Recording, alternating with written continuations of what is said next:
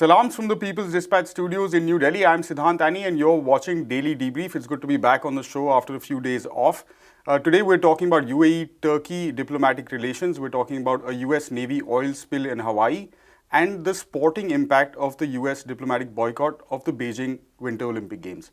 First up, a delegation of the United Arab Emirates government officials is in Ankara today to discuss cooperation opportunities with Turkey's defense industry, a Turkish official has told the news agency Reuters on Tuesday. This comes shortly after the Crown Prince of Abu Dhabi and the major power center of the country, Mohammed bin Zayed Al Nahyan, better known by his street name MBZ, visited Turkey and met with President Recep Tayyip Erdogan. The new phase of closeness between the two countries marks quite a shift, as they've been on opposite sides of various political conflicts for many years now. For more on this, my colleague Prashant spoke earlier to NewsClick's Prabir Purkayastha. Let's listen in. Prabir, thank you so much for joining us. So, MBZ of the United Arab Emirates, one of the main pillars of the Saudi-led alliance in the past, along with the Saudi Arabian Crown Prince as well, recently visited Ankara, had a discussion with President Erdogan of Turkey. Now there's a defense delegation from the UAE, which is already also in Turkey. There are talks of the Turkish foreign minister and Erdogan himself visiting the UAE. Now, this is really interesting because we have talked about this many times over the past few years, how these two countries have been on completely opposite sides of so many conflicts in Libya, in Egypt, in so many issues, in Syria for that matter. So how do we understand this sudden, I don't know if to call it rapprochement or whatever, but the sudden coming together of these two former enemies? Well, there are two sets of issues over here. One is, of course, that the United States is seen to be weakening in West Asia itself. So there is this larger picture of countries in West Asia who looked up to the United States to be their protector, to be their mentor, whatever you call it. They no longer believe that the US is a long-term support for them. And a lot of these are monarchies, or they are really dictatorial regimes like what we have in Egypt at the moment. So they do not look upon the United States anymore as a major prop. That's one change in this politics of the region. The second, of course, is the fact that Israel, who was seen to be America's closest ally, is seen to be not the only party which has military power in the region. Because Turkey has military power, certainly much more than Israel has. It doesn't have the nuclear weapons, which Israel possesses, but nevertheless, in military terms, it's a much bigger player. And of course, Iran has emerged now as an important focus of also political power. Now, Turkey and Iran in the region are long-term countries which have wielded influence. The Turkish influence, the Persian influence has been a much longer influence over the region. So it's not surprising that these two powers are coming back in some form in regional politics in this particular. So let me repeat that these two countries are coming back into regional politics in a much bigger way, particularly with the quasi-partial withdrawal of the United States. Now, Israel wants to punch above its weight. It's wanting the United States to take out Iran. These are the things that are going on in the background. But it's very clear that whether it's United Arab Emirates or it's Qatar, the two other really rich principalities are now trying to come to terms with the changed environment in the region. And the other major player, who's really not a long historical major player in that sense, Saudi Arabia, that is also now trying to make up with the regional players. So I think you are seeing the re-emergence of a regional dynamic over here. It's not Israel-centric, it's not US-centric, it's really the region-centric. And I think that's a very welcome change, because if you want to have peace in this region, that all countries need to work for peace. It's not that you make it into a zero-sum game, that if there is peace, some countries will lose and some countries will benefit. I think with the same situation as we talked about in Afghanistan, that all countries in the region and outside need to really work towards peace. And the kind of tensions and wars only help outside forces. This doesn't help the regional powers. I think that's the recognition with which also United Arab Emirates at the same time is also making up with Iran. Now, the big realignment that needs to take place is really Iran and Saudi Arabia. And some motions have started towards that. You can see that they've started talking to each other. And hopefully, if they do, the other war in the region, which is Yemen, that hopefully can come to a solution. And Yemeni peace is in West Asia, that's probably the most important issue. That if that is settled, I think we can look forward to a West Asia which will go in a new direction. Of course, you have also Libya, but that's North Africa, but it's still a part of the larger part of the region. And there again, whether in the United Arab Emirates, Turkey, Egypt will work together to solve the problem of Libya is the other question. So I'm hoping the Turkish, the Iranian, the Saudi Arabians, and the UAE normalizing its relation with Turkey is something which will help in this direction. But the biggest problem between Turkey and United Arab Emirates was not all the issues that you identified, but the fact that Erdogan thought that United Arab Emirates was behind the coup attempt that took place over there. And that was really the breach that divided the two countries. And I think that now has been put to bed. And United Arab Emirates is sitting on a lot of money. Therefore, it's sort of willing to pay the price for normalizing its relationship with Turkey, which broke after the coup attempt. Thank you so much, Prabir. We'll keep following this issue. A day after the annual Remembrance Day marking the Japanese attack on the US naval base in Pearl Harbor, a very different story is coming out of Hawaii. A leak in the US Navy's fuel storage facility there has poisoned a major drinking water source, affecting both military personnel and the civilian population. The Navy confirmed last week that petroleum had been detected in the water from its Red Hill tank farm. The underground fuel facility is located just 100 feet above the Red Hill aquifer, which supplies almost 20% of Honolulu's drinking water. The US Navy reported on November 20th that over 60,000 liters of fuel had spilled. Around 1,000 families have been affected by the contamination, and the Navy has been told to halt operations immediately at the facility. Anish now joins us for more on this story. Anish, first tell us a bit more about this Red Hill facility. What exactly is it? So it is a World War II era facility that I think 1942 when it was set up, and it started operating, and it is completely owned by the Navy. It has about 20 underground tankers that hold close to 1 billion liters of fuel. Right. It includes diesel and jet fuel. So it is among one of the largest fuel tankers you can think of. And at the same time, it is, as you mentioned rightly, very close to a major aquifer for the Oahu Islands.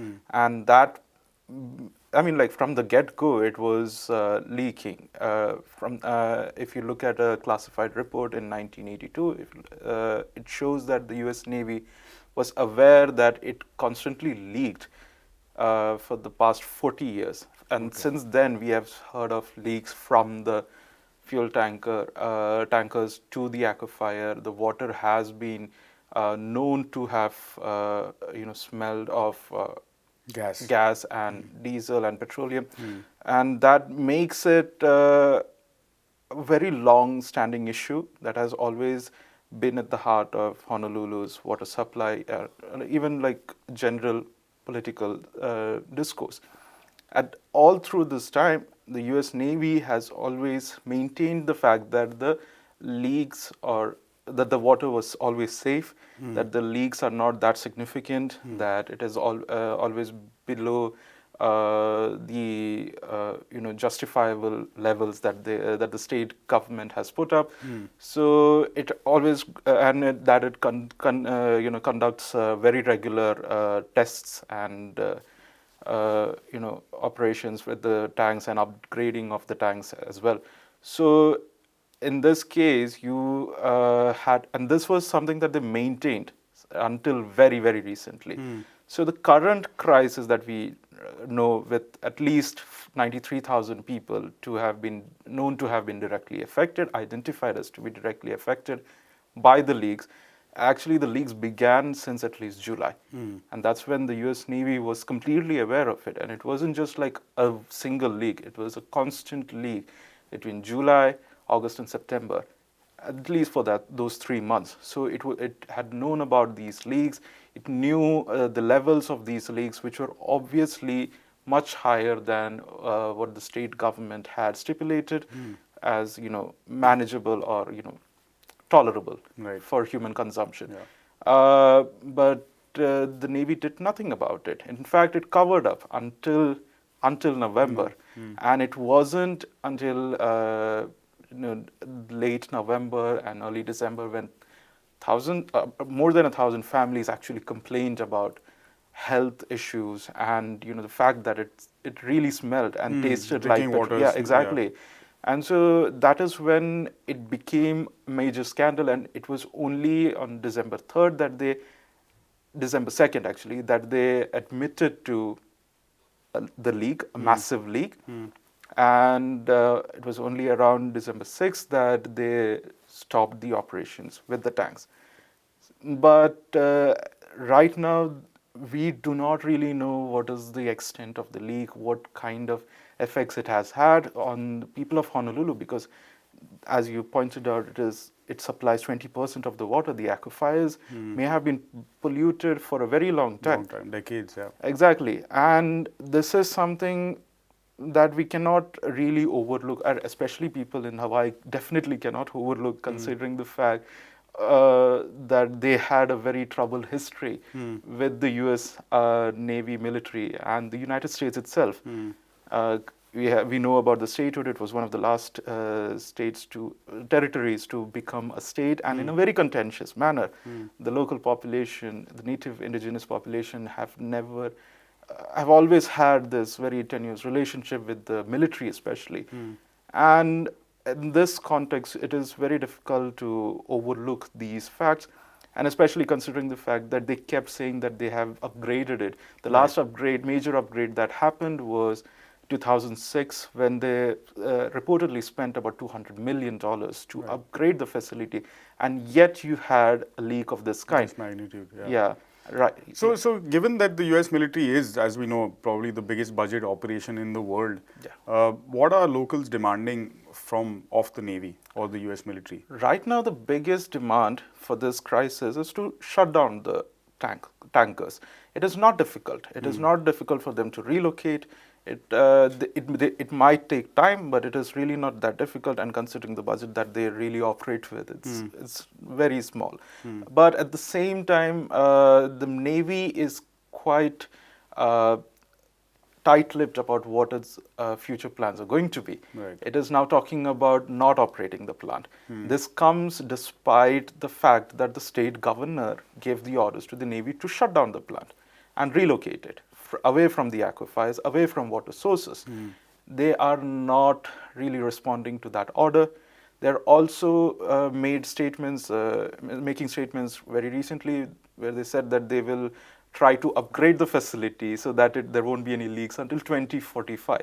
So it is trying to look for another few decades of that plant, of that tankers being operational in that area for a longer time, and with possible leaks into the water sources as well. So we are really looking at a very adamant kind of Navy that is not really responding to people's demands. But it has become a major issue, as I pointed out, considering the very tenuous history that US has with Hawaii. This is not going to be an issue that will die down very soon.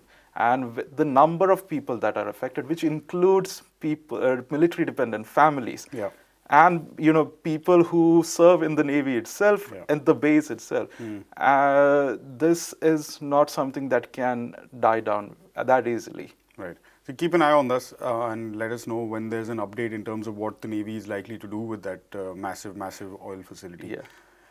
Finally, we're talking yesterday about the US diplomatic boycott of the Beijing 2022 Winter Olympic Games. Australia has jumped onto that bandwagon despite the risks that the formal boycott poses to its strained relations with China, which is of course its largest trading partner.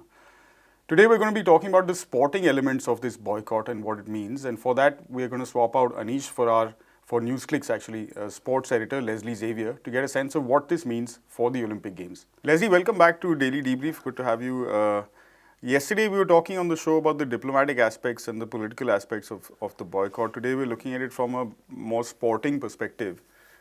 These countries, I mean, this diplomatic boycott itself is a new invention, and the countries are kind of looking to have the best of both worlds. What do you make of the sporting impact that this is likely to have on the games? I would say zero, because the games would go on, as the saying goes, and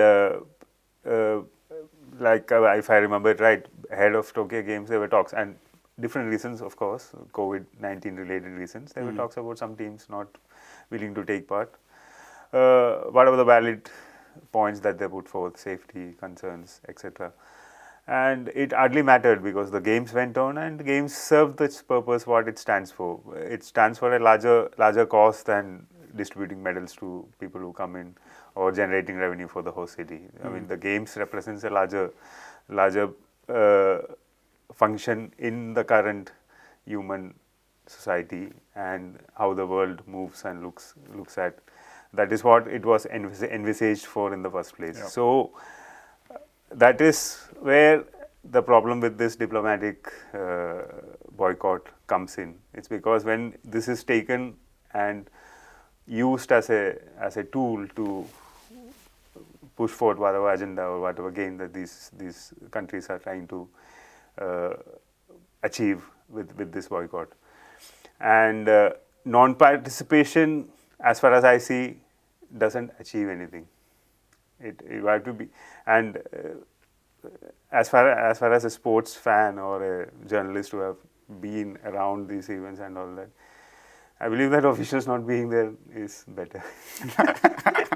Yeah. I mean, the lesser the officials, the better the atmosphere. So I think one of the main points also that came up in these discussions about a full boycott, as we have seen the US boycotted the Moscow Olympics, and then subsequently the Soviet Union did the same at LA. That was never really a possibility in this case, because of the kind of backlash it would have from athletes as well as from the sports community at large. Not presenting, but since we were also talking about having your cake and eating it too, I'm going to read a bit from the IOC statement, and I quote: "The presence of government officials and diplomats is a purely political decision for each government, which the IOC in its political neutrality fully respects. At the same time, this announcement also makes clear that the Olympic Games and the participation of the athletes are beyond politics, and we welcome this." So, Leslie, question: is sport beyond politics? Of course, it is not. So that's the biggest. And look at the quote, which is it attributed to? The IOC statement. This is attributed to the IOC. IOC. Yeah. So, I mean, so some official at the IOC that way, right? Head of the IOC. Let's see. So, you think he doesn't indulge in politics or power game I mean, of course, sport can't be removed away from politics, because it has always been connected with politics, with the ruling disposition. If you look at Roman times, or if you look at the original Olympic movement when it started in Athens, it's all connected to the larger sense of country, the politics, pushing the agenda, diverting attention. Many factors are there. You mentioned Moscow and LA Olympics, 80 and 84. I mean, the circumstances were different, of course, Cold War and whatever the East and Western Bloc politics that was happening at that point. It made both the games lesser games. I mean, I've spoken to athletes who have won medals at these, and some of them, including American athletes in LA or Russian athletes, even our Indian athletes in Moscow, hockey players in Moscow. There is always this sense that, oh, Moscow Olympics, of course, half the world didn't play. Oh, LA Olympics, I mean, other half of the world. Other half the world. I'm remembering there's this movie also which came out on him, Dave Schultz and Mark Schultz. The medalists, both of them, the brothers, were medalists from the games, and it's wrestling. So if Eastern Bloc is not there, it's not considered a world event. It's not worth it. So next World Championship, they were looking at which American wrestlers would win a medal, and I believe only one person won. The rest all lost. So that gold medalist from the Los Angeles Games, I mean. Right. So it adds a unwanted generational baggage onto the athletes, and via that onto sport in itself. It's gonna create a bad impression for this era in sport. Simple as that. So we're looking at the Olympic Games, Winter Olympics, of course, and you have created this bad stamp on it.